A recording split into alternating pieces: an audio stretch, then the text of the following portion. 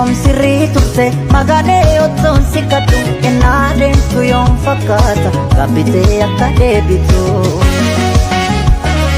Beeka otoo hin beekin akka deemte na darbite garuu maal godhuu garaa koo fama kee yoom fudhate. Dogoggora keen dabalee gocha kan kootu na aarse fama kee otoon fudhee naanis nan gaabbate.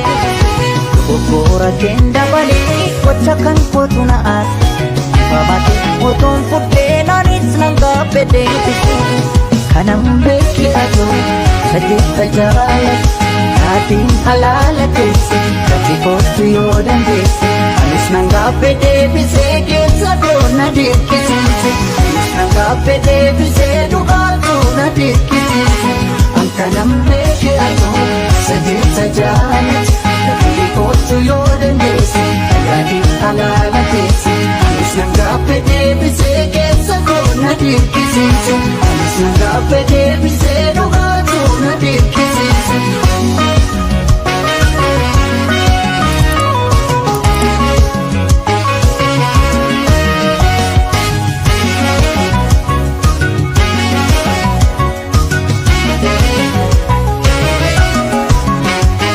Gargar baanee jiru akka nuuf hin taane nan beeke beekadhu. Waan gaaffii keen gaaffee ifama keen fudhee na waliin jiraadhu. Dameen jeeqamne jiruu keenyas jeeqne maaliif adda baana? Anis badii qabu atis qulqulluudha koo waliin jiraanna. Namni akkamiitoof dhokatee miira isaa sobee jiraata. Dhugaa simachuu dadhabee of miidhee jiru filata. Jaalalaan nu jidduu jira of sobuun nu baasu beeku. Deebi'i anis sin eega nu waliif nu uume rabbi. Kanam beeki atoo sajjita jaalatti naatiin halaala keessa gati kootu yoo dandeesse anis nan gaabbee deebisee keessa doona dirqisiise anis nan gaabbee deebisee dhugaatu na dirqisiise.